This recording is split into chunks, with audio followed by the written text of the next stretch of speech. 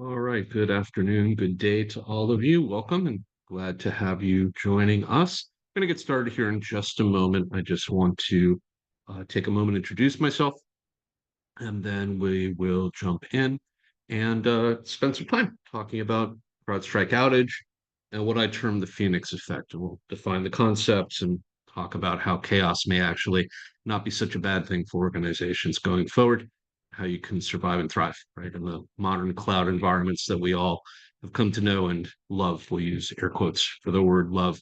So my name is Adam Gordon. I have the pleasure of being your host and spending time with you for this webinar today. I'm a cloud security architect and engineer. I work globally in public cloud environments, multi-cloud as we refer to it today, and I have for a very long time, back to the beginning of those public cloud environments on Amazon, Microsoft, and Google's platforms over the last 16 or so years.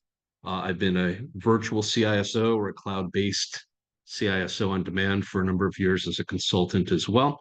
And I spend time working with customers all over the world, both in the public and private sector, government, military, et cetera, as a GRC, governance, risk management, and compliance consultant, focusing on these days on cloud, but broadly focusing on how organizations can scale, but also do so in a risk-averse way across their ecosystem. So looking forward to spending time with all of you, invite you and encourage you to think through the conversation we're about to have. And if you do have questions, please use the chat, frame them there. And at the end of the conversation, when I'm done presenting, I will be happy to devote a few minutes to go through those questions and answer them for you. And I'll look forward to having that opportunity to do so. All right, I see a few people have joined us as we're looking to get started. So I'm going to jump in, be sensitive to everybody's time, and we'll go ahead and we'll get going. The CrowdStrike outage and the Phoenix effect is what I titled the discussion for this webinar. When I was asked by Cloud Institute to think about what might be a good topic for a webinar for this particular month and for this series that they're focusing on. It was in some respects a no-brainer, right? We all have heard about, and I'm sure, regardless of what you do and your focus in IT, whether you're in cybersecurity and risk management in one or more of those areas, or in a totally different area that may or may not have anything to do directly with IT security. You may be in operations, you may be an incident response, you may be a business analyst, you may just be interested in the topic, regardless of what you do. But it's probably fair to say that there are not too many people around that in any way, shape, or form have anything to do with IT and the support of infrastructure in an organization today that did not hear about and in some way have some connection to the CrowdStrike outage that occurred over the last 30 days or so. It was truly a global spanning event. And we'll talk more about the details and why that is the case, but I thought understanding and focusing on three things in particular would be helpful to frame the conversation as we get started. Understanding the ideas of the benefits of chaos at scale, and I'll define that concept as we get going, but the ideas really can be shaped and thought about in regards to the 3 points that are on the screen. Enhancing continuity of operations planning, or what is commonly referred to in our environments, in our organizations, in IT today as COOP. So continuity of operations, what does that entail? How do we plan for that? You may think of that broadly and perhaps in a specific instance as business continuity and or disaster recovery planning within your organizations. COOP tends to be the overarching framework that we tend to roll those things up around and discuss. Elevation of governance, risk management, and compliance. As I mentioned, I do spend a lot of time talking about and focusing on GRC in webinars, in my day-to-day work with customers, in my writing. I'm a published author and have written probably 6 or 7 books over the years, and documenting the unthinkable. What is it that organizations fear and as a result tend to not discuss and therefore perhaps not plan for? And outages like the CrowdStrike outage fall into that category, but by no means are the only things that we have to contend with, as a quick walk through some history will show us. All right, so let's get started. We'll jump in and let's begin. And I thought it would be good to frame the conversation for us over the next few minutes using a fairly straightforward, tried and true method of presenting information. I'm sure many, if not all of us, have, as you've been through school, whatever level you may have gone through and ultimately ended up parachuting out at, whether it was through high school, through college, perhaps into advanced degrees, but somewhere along the way in your education journey, we all came across the base core functional questions that help us to understand, interact with information, the five W's and the H, right, as we often hear them referred to, the who, what, when, where, why, and of course, how for the H. And it's I think, a standardized way for many of us of understanding and interpreting information. So I followed that format in posing a series of questions that we'll walk through, really just to get us into the frame of reference for the conversation, but also then to draw some conclusions from what's gone on. We'll begin by starting with who. Who caused the worst IT outage to date? The worst label is a label that's been applied by global media. I think it's fair to say that it's among the most costly and certainly among the most disruptive of outages we've seen to date, but it actually is not necessarily the most costly and the most disruptive, as I'll talk about in just a moment. There have been outages in the last decade that have equaled and perhaps even surpassed the CrowdStrike outage. We tend to have a short-term memory issue with regards to things like this in IT, and we don't tend to focus on those historical events when we think about the current outage we're facing, but we have actually seen more impactful outages in the last decade. But CrowdStrike is the company that we're here to talk about today in terms of the most recent outage, an American cybersecurity technology company, as you can see on the screen, based in Austin, Texas, has had a stellar and sterling reputation and record in our industry, and continues to be at the heart of many of the things that we as individuals and business owners collectively need to be focused on. Just because this happened, despite some of the ruminations of global media and people trying to tarnish the image of a company that's done incredible work, they are still at the heart of most of the incident response and cybersecurity thought processes that many corporations have today. In other words, the outage hasn't really changed anything. It's made a lot of people perhaps a little skittish. It's certainly given the company, in terms of their immediate and focused reputation right now in the here and now, a bit of a black eye. But the company is still doing all the things they did before this happened, and that hasn't really changed. They do provide endpoint security, threat intelligence, and cyber attack response services broadly. That's what they do. Interesting history there. You may have heard of some of the backstory of the founder, and some of the things associated with his purview in terms of technology and where he came from. He was at McAfee when McAfee had their quote unquote worst outage, and led to, back in the Windows XP days, global issues associated with deployment of an update that tanked a very large number of Windows XP machines at the time.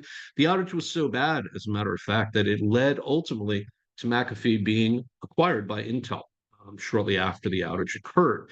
No direct correlation between these two events, despite the conspiracy rumors to the contrary on the World Wide Web, but the same person was in a key position of leadership and technology thought and oversight in both companies during two of very significant outages that have occurred over the last McAfee outages in 2012, so over the last 12 years, right? And that is probably an interesting coincidence, but nothing more than that, right? Historically, what actually happened and when, I've heard a lot of stories about what went on. I've heard a lot of commentary about a variety of things, but at the heart of it, at the end of the day, I think it's important to strip away the hype and really focus on exactly what did and did not happen. And on July 19th, so roughly just about a month ago, about 28 or 29 days ago, a bug in CrowdStrike's cloud-based testing system, specifically the part that actually runs validation checks on new updates prior to release, allowed software, specifically a software update, to be pushed for one of their sensors, despite containing problematic content data. And as the after the fact reporting and the pardon me, the events that led up to it, and then the subsequent investigation, ultimately the results published by CrowdStrike have shown in their after action reports, this is indeed what happened. The bad release was put out just after midnight on July 19th and was in the wild for approximately 90 minutes. So let's think about that for just a second, right? 90 minutes, was rolled back at 1:27 a.m. So It was just over 90 minutes. And in that 90-minute period, we come to find out subsequently, after all the events that are going to happen unfold, approximately 8.5 million PCs globally, servers and other systems that are using the CrowdStrike solution with the endpoint agent that was affected by this update deployed. 8.5 million of them are taken down and have to be remediated. And as you probably are well aware, was a fairly messy remediation initially, fully manually, although there was automation brought to bear over time. But we're still seeing some of the ramifications of this. All you have to do is tune into any news outlet you care to patronize over the last 30 days. And you can see that not only were small, medium, and large, and indeed global spanning companies affected, but major airlines were affected, major hospitals were affected, government functionality in multiple countries was affected, transportation sectors were affected. The list goes on and on. And we're still seeing some of those reverberations today. There's a war of words going on between Delta and CrowdStrike over whose fault it was and who should be to blame for Delta Airlines' inability to bring their systems back up in a timely fashion in comparison to their competitors that were not sidelined for as long. Up at 90 minutes, 8.5 million machines. You think about the scale of impact and the blast radius of that 90 minutes, or specifically 93 minutes, right? Approximately 87 minutes, approximately. And you think about the fact that it occurred at midnight Eastern time in the United States, which obviously globally is going to vary by time zone. But when you think about the fact that at least in the US, it occurred overnight, in Europe and some of the other areas in the rest of the world, it was the start of the new business day. It actually presents an interesting set of circumstances because we saw Europe and Asia having to deal with this and stress test this issue and be at the spear or the connected point of this issue rolling forward prior to the US coming online over the following day to find out that there were going to be these significant issues. And this will speak to part of what I'm going to bring up here in just a moment about chaos at scale. The fact that we saw this event unfurling and really rolling through a global IT environment because of interconnectedness and public cloud environments being the way they are, and yet there was not an ability to coordinate a response effort quickly, speaks volumes to the fact that we still have a lot of work to do as IT security professionals, risk managers, around this idea of how we prepare and what we focus on when we prepare. So this is the background. This is the storyline. These are the events. There's no disputing them. This is what actually happened and when it happened. But why was the scope of this impact global span?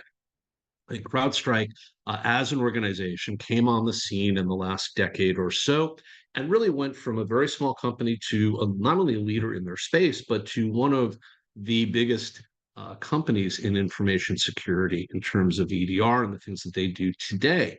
And when you look at their market share and you look at the impact they have in terms of market penetration, we begin to understand why the scope was as impactful as it was. They are globally dominant, but because of a specific way in which they've chosen to go to market, they specifically are so deep in terms of their market penetration because of their interaction and partnership with MSPs and MSSPs in those spaces that the MSPs, the managed service providers, and MSSPs, managed security service providers, are providing to organizations globally. CrowdStrike isn't just, in other words, going to the Delta Airlines and the Citibanks and all the other companies that are customers of theirs and selling directly. A lot of their ability to penetrate markets has been because they partner with organizations that provide managed services. And many of those small, medium, and large businesses that are using CrowdStrike, and to be fair, other products, are not using them directly because CrowdStrike or another vendor has connected with them and said, you have to do this, this is good, but because they have chosen to outsource portions of the management of their IT infrastructure, their security and incident response, et cetera. And as a result of that, those managed partners are bringing to bear one or more tools, in this case, a series or suite of tools that are being used to be able to manage IT infrastructure, shape and not only create, but ultimately document the ongoing story around audit and incident response. And as a result of that, are giving the abilities that those tools provide to these companies in a contractual manner. If these companies are not familiar with and truly understand the nature of those third party relationships, in some respects, they're flying blind. And this is part of the problem that we saw and part of the why, part of the reason why, the root cause analysis why. Yes, we can look at the fact that CrowdStrike was able to, over the nature, or rather over the lifetime of their organization, as they built their capabilities, we can point to the fact that they're able to dig deep into the Microsoft kernel and have direct access to the kernel as they do the work they do, and that the update that was unfortunately released without the proper oversight was able to cause the chaos and the damage it did because of direct access, unfettered access to the kernel, and allow that system to then be compromised, right? That was running Windows. We can speak about the real root cause analysis from a technical perspective, but the broader analysis around the systemic issues that have led to the reason why this happened is beyond just the fact that Microsoft allowed CrowdStrike and other vendors deeper access to the most protected part of an operating system than they probably should have. The real issue, or the joint and let's say dual liability issue associated with this, is CrowdStrike's ability to become the preferred tool of choice in most of the managed service spaces. And because they're able to do that, those managed services, when they are then brought online by third party or through third party arrangements by these organizations, we now have this extended vendor ecosystem that many organizations are probably not understanding and really are familiar with as well as they should be.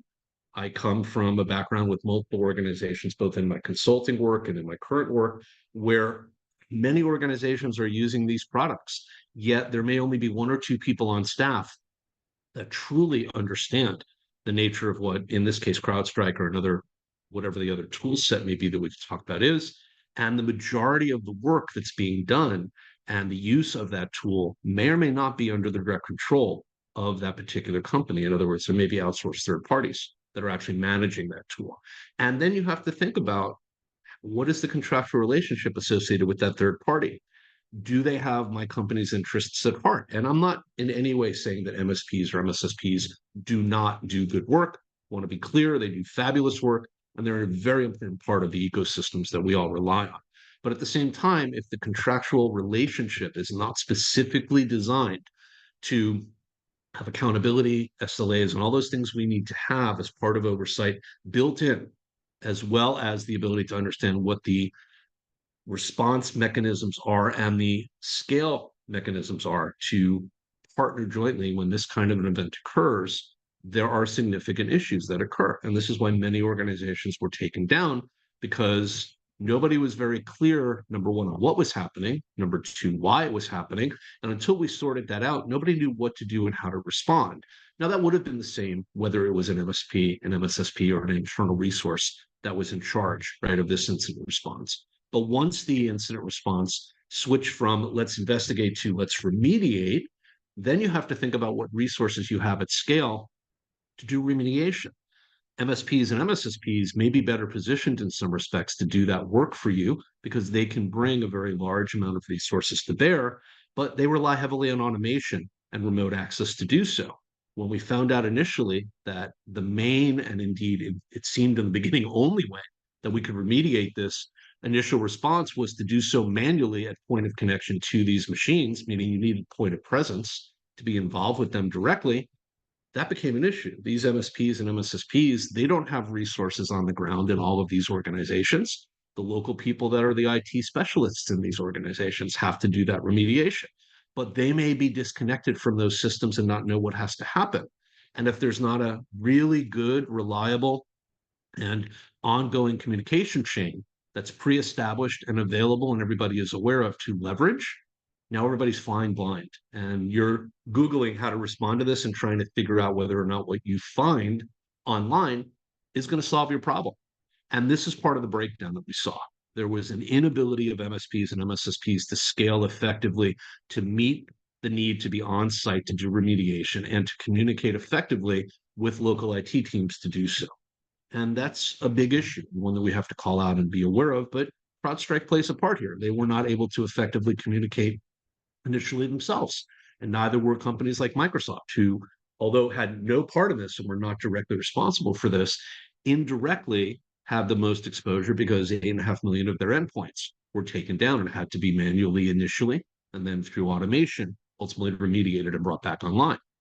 How did it go so bad so quickly? Well, we've already talked about some of this, right?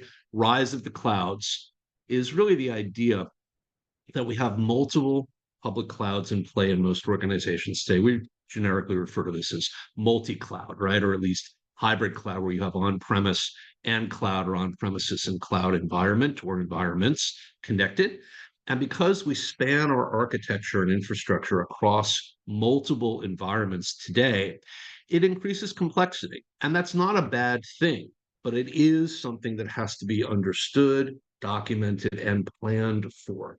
And what I find more and more, especially in the last several years, as I spend a lot of time with customers, is that when you ask an organization or the key thought leaders and senior leadership, or even the technologists in organizations, how they design a new system in the cloud, or how they architect, or what they do as an auditor, and I spend a lot of time doing audit work as an auditor, when I spend time talking to customers, and I ask obvious questions. Show me your documentation. What's the architecture? Where are the artifacts for this design?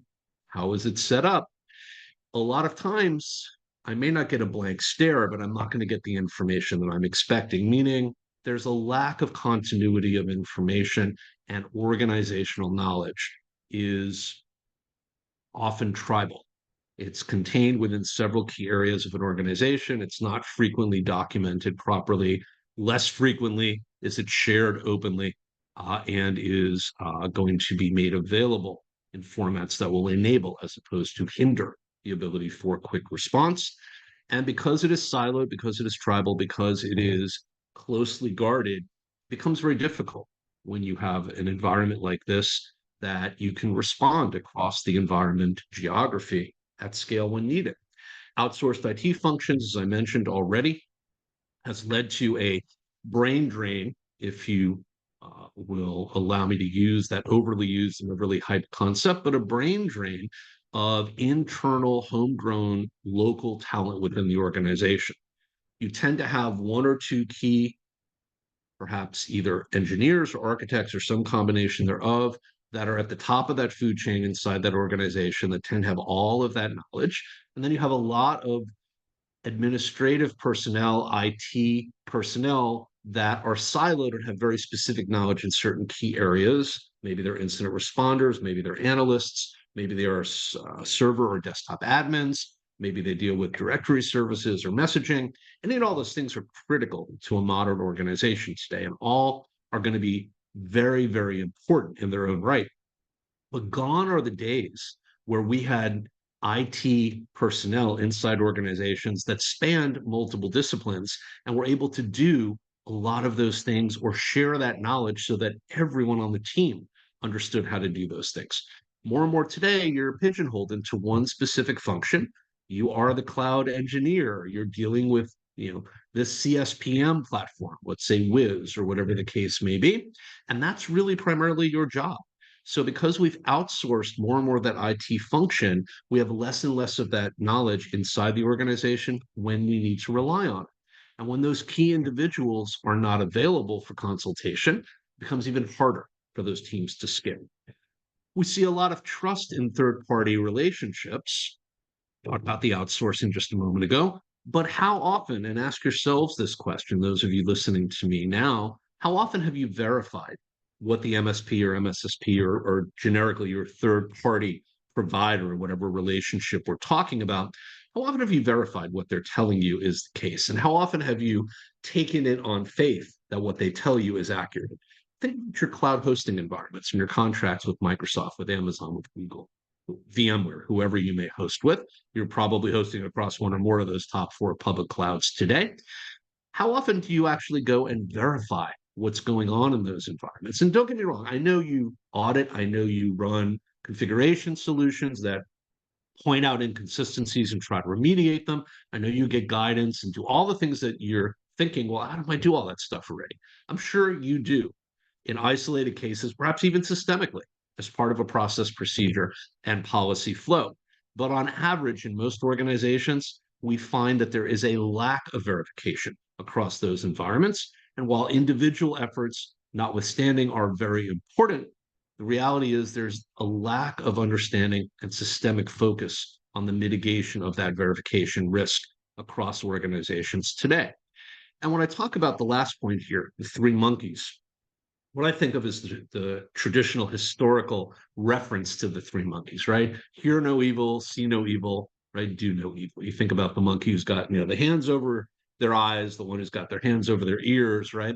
And say no evil, right? The hands over their mouth, say or do no evil. And the reality is, when you think about an analogy like the three monkeys, what I think of when I think about it in this particular context is the fact that if we're focused in a siloed manner, if we are really kind of heads down thinking about our own little slice of our infrastructure and not perhaps partnering more broadly across the organization to understand it at scale, it's very hard for us to be able to react quickly and react with meaning and impact, because we either have to bring a lot of people together and figure out how to get them all on the same page, or we're going to have gaps in our response. Now, you may be thinking, well, isn't this what a CSIRT or a CERT, right, a computer and or computer security incident response solution or team is supposed to do, right, as part of a role in an organization? And you would be absolutely right to say it is, right? CERTs or CSIRTs are supposed to be able to fill this gap. They bring multidisciplinary practitioners to bear. They bring them together and pre-stage them so that they are used to working together and have communication and technology solutions in place to facilitate quick response. But think about this. How many of the organizations that we saw affected had those teams in place and could rely on them quickly? Well, the ones that recovered very quickly probably did. The ones that did not probably did not. I'm hazarding a guess without having any verifiable proof, total disclaimer, to say that given the challenges that Delta continued to have significantly for a very long period of time with bringing their older technology systems back online, specifically their crew scheduling system, is really where it seems like the majority of the impact was. It's fair to say that while they may have had and probably do have computer and computer security incident response capabilities, whether they're homegrown or third party and contracted, those solutions were not effective, not because they probably weren't brought to bear, but because of a lack of understanding of how to deal with a very old system in relation to a very modern problem and how to deal with bringing that back online in a disaster scenario that nobody had probably ever tabletopped or really thought through from a perspective of what would happen if. And this is where the concept of the three monkeys really becomes important. If we're not thinking about what those three monkeys are interacting around and how those scenarios play out, we're going to be one of those three monkeys. We're going to say nothing, do nothing, and or, right, hear nothing at a critical time because we're not prepared for the overwhelming chaos that these events can unleash in an organization. And this is really the downside of this outsourced, multi-cloud, multimodal model that we've all become a part of, whether we raised our hand early on and said, I want to participate, or we inherited that, as many organizations did over time, and the technology debt that comes with that inheritance as we move away from on-premise and on-premises environments into the cloud. We leave behind a huge amount of technical debt. And if that technical debt is not, in the case of Delta, for instance, is not remediated, well, we can see how badly that can come back to haunt us in the case of a modern technology environment that is now not only underpinning those older environments, but is actually overseeing and managing them. This is where we now begin to really see the disconnection that is at the heart of this. Lessons learned and questions to address that need to be asked, right? And I've got a couple of these slides that I think would be helpful as we look at wrapping up our conversation. Have faith in your providers, right? But do your own testing. Think about what would have happened and how it would have unfurled in terms of a timeline differently if instead of having this agent update that was pushed by, pushed by CrowdStrike, coming out and just rolling through 8.5 million machines, what would have happened if a subset of those environments would have said, you know what, we're not going to allow automatic updates. We're going to quarantine or canary, right, the testing, so that we're going to see if the testing is good. And that's on CrowdStrike. That's not on us, right? As consumers, they should have done a better job in their testing environments, and they should have had phased rollouts to be able to allow that environment to show the efficacy of that update and then push it. And then if we saw issues, roll it back quickly before it affected larger portions of the global population. But that's on them, and they're trying to figure out how to fix that. But what about us? What about the people that received those updates? Did we allow them to go into production automatically?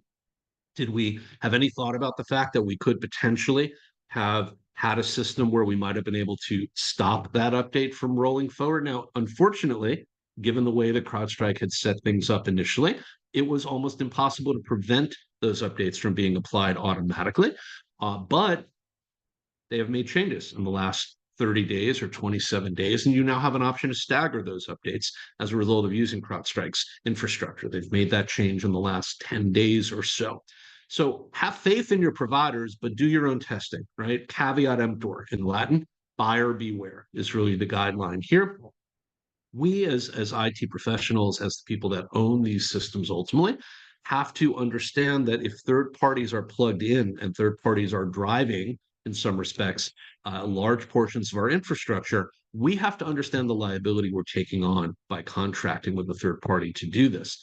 If it is take the update or else, and we control that entire flow, then we need to have contractual language inside of our hosting relationships that say, look, we're relying on you, Mr. or Mrs. Third Party, Mr. CrowdStrike, Mrs. CrowdStrike. We're relying on you to be able to do this testing and assure us beyond a reasonable doubt that that testing is rock solid to the best of your ability. Now, put this in perspective. The fact that CrowdStrike has operated for over 10 years as a company, around 10 years as a company. And this is the only major significant update issue that they have had in 10 years. Now, I know it's a big one, and I understand, right, that this is probably the biggest one that any company would ever want to see happen, right? Even though I mentioned there have been bigger outages, believe it or not. I didn't tell you what they were, by the way. Just a quick aside on those outages. You may or may not remember I think it was I want to say 2016, Salesforce had a global spanning outage where they actually lost a lot of customer data, bigger impact overall than the CrowdStrike outage. Salesforce in 2016 and OVH in 2021, along with AWS. Both had major systemic outages. OVH is a big data center provider in Europe. They had a fire that took out one of their major data centers, took out huge amounts of infrastructure, and took down all sorts of companies across Europe 3 years ago, about 3 years ago now in the summer. And AWS had a major outage in 2021 as well, global spanning. They were offline for almost an entire day.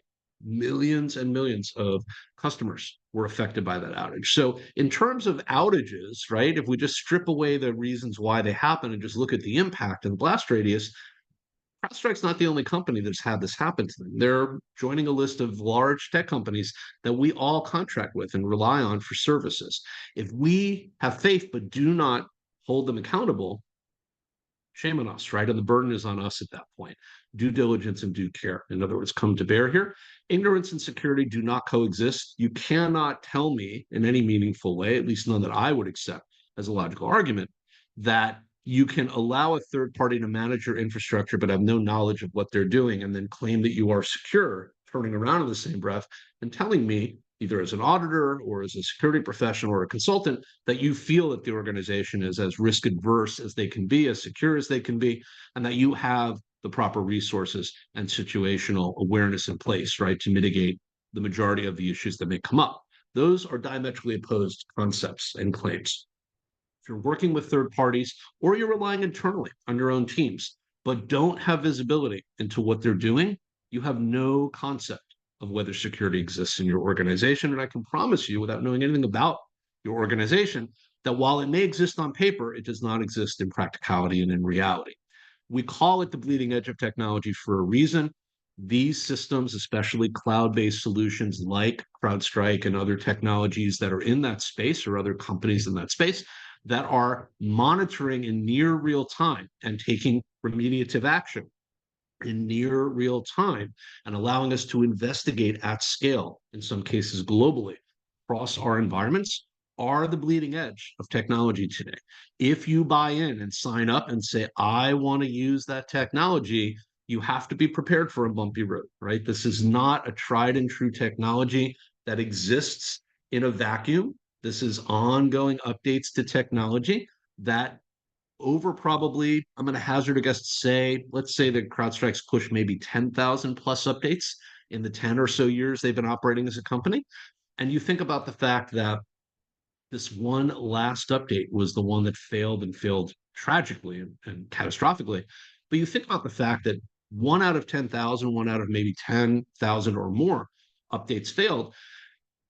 We should have no failures, but let's be realistic. That's over a 99.99% success rate. And 4.9 success rate or 4.9 uptime is actually acceptable in most organizations for most services, regardless of what you do. There are rare exceptions, and we do certainly have SLAs that go out further than 4.9s.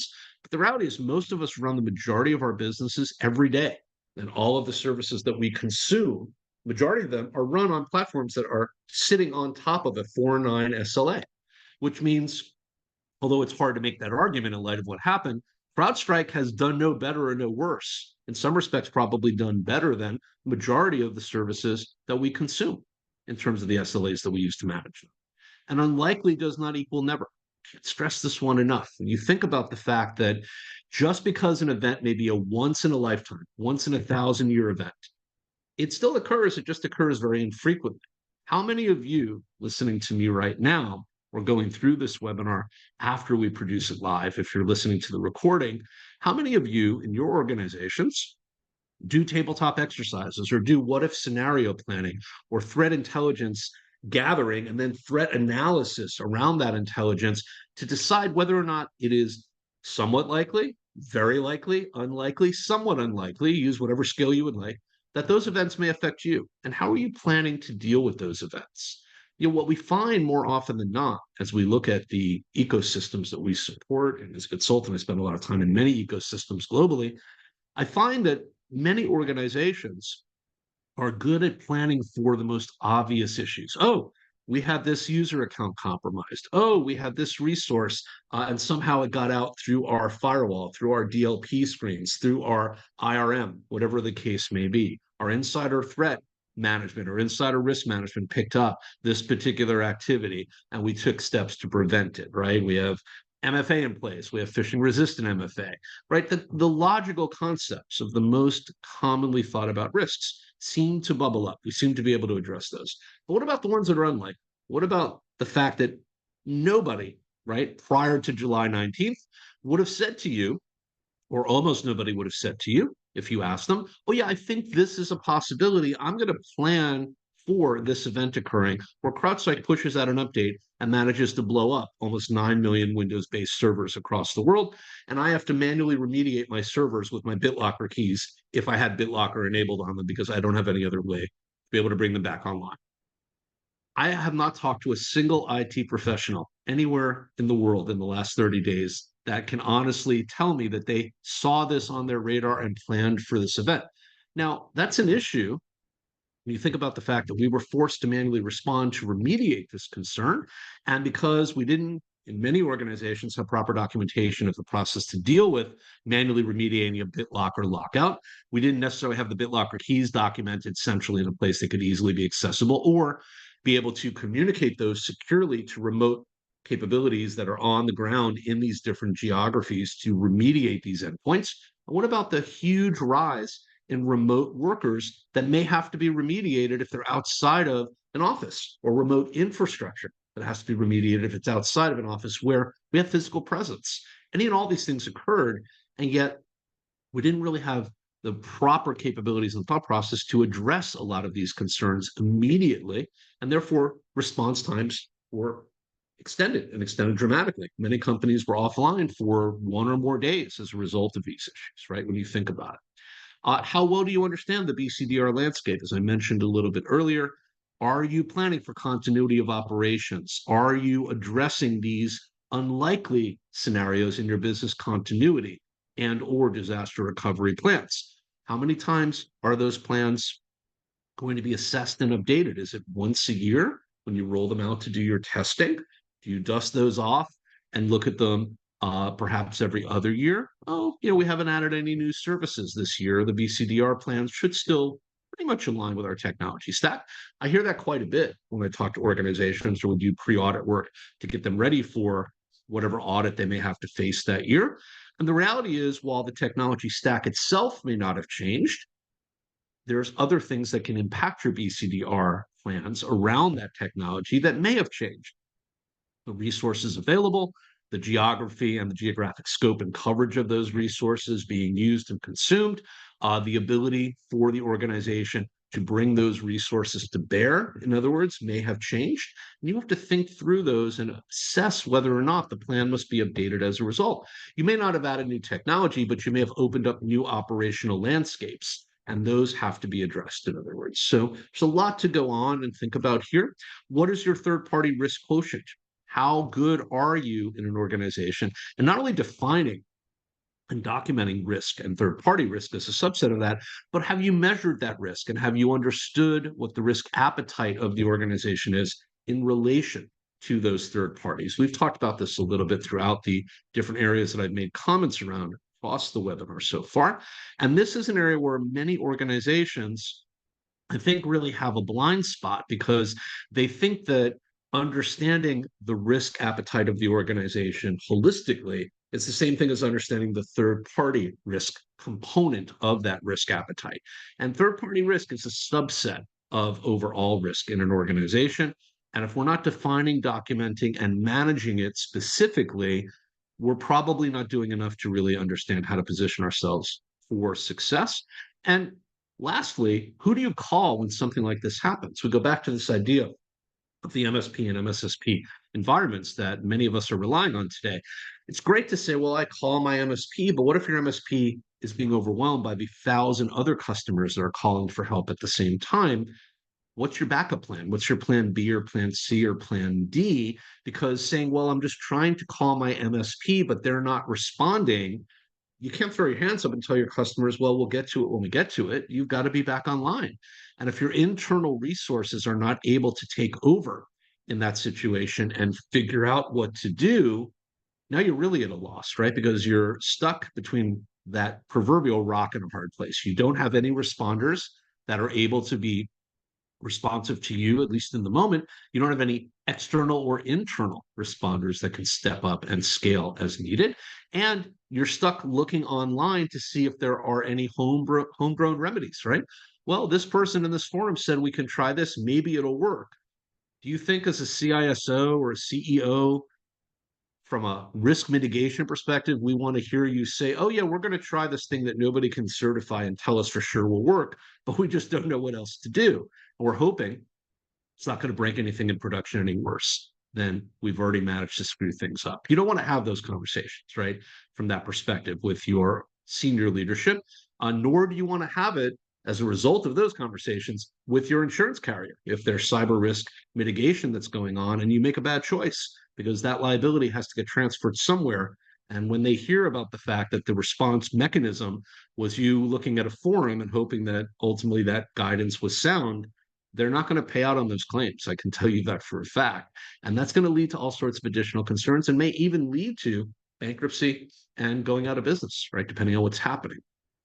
So when we think about the overall CrowdStrike outage, and we think about what I termed the Phoenix effect, what I'm trying to draw your attention to as we wrap up my remarks and get ready to entertain any questions you may have. And I'll just remind you before I do that, that if you do want to pose any questions, please feel free to use the chat and feel free to write them out there, and I will be happy to answer them as I wrap up here in just a couple of minutes. What I'm really thinking about when I think about the Phoenix effect is the idea that businesses can rise from the ashes, right? CrowdStrike is going to be around. They're not going anywhere.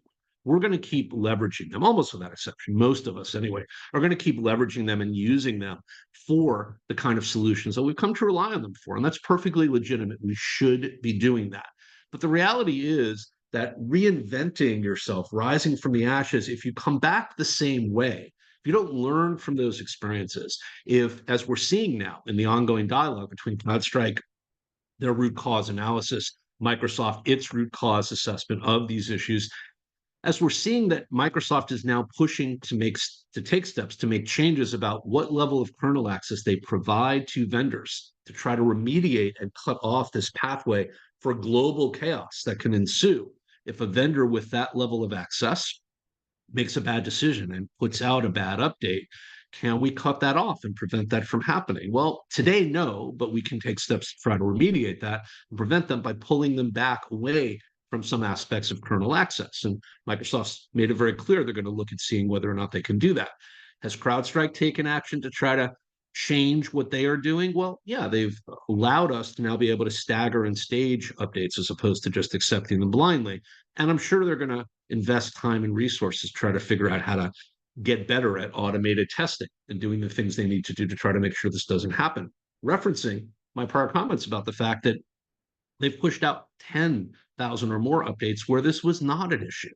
Their track record is really good. It's just that they managed to screw up, unfortunately, in a very public way when they did have a bad outcome, right, in terms of the update that went out that was not fully vetted or was not caught before we understood it would cause chaos.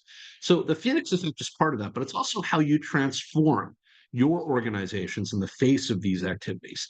What things are you going to be able to do differently? Did you have the issues associated with manual remediation early on? Were you able to get your teams in place and fix those issues quickly? Did this impact you? Did you roll through this event without a lot of chaos? Because maybe those machines that were going to be targeted for those updates were not connected to the internet and did not receive the update before it came back and was pulled back, and you were spared the burden and the liability of this. There's 1,000 what ifs associated with those questions, but ultimately, even if you weren't affected directly, what are you going to do differently about this process going forward is really the question that I would challenge you with as we wrap up our conversation.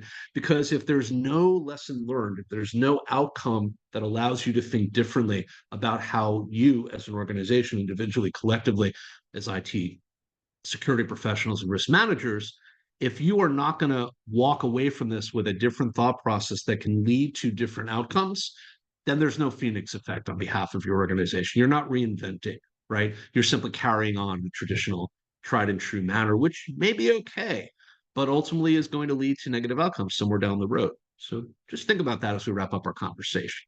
All right, speaking of wrapping up, I did mention that I would entertain any questions you may have. I'm just looking at the chat. I don't see any questions there, but I'll give you a moment to be able to post any that you may want to as we're wrapping up. I just want to throw up this slide from the Cloud Institute to thank you for your participation, provide just a couple of URLs and information about follow-up if you choose to interact with them going forward, and invite you to do so. You can see their LinkedIn as well as contact emails and the web URL for the Cloud Institute website on the screen as we're wrapping up. I want to thank you for your time and attention today, those of you that participated with us here live. Anybody else who may be watching and listening to the webinar in a recorded fashion over time, thank you for your time and investment and participation. If you have any questions or just have any thoughts and you want to follow up with me outside of the webinar, you can find me on LinkedIn, and please feel free to reach out and do so. I always love to interact with people that I get time to spend talking with. And if you have any questions or perhaps a thought or a contrary argument or point of reference around my thoughts in this particular presentation, then please feel free. Follow up with me and let's discuss it. I'd welcome the opportunity to hear your thoughts and learn from you. And I hope something that I said today resonates with you. And I hope that it'll allow you to change the way you look at risk management, and planning for the inevitable. Thank you so much for your time and attention. And I see there's one quick question. Let me just see what that is. Oh, just rather a thank you. Thank you very much. And I look forward to being able to spend time with you again at some point in the future, and be on the lookout for upcoming Cloud Institute webinars. There's always an active schedule and lots of interesting information that they are looking to share, and you can take advantage of them for free, which is really the great part about it. Thank you all so much. Take care and have a great day, everybody.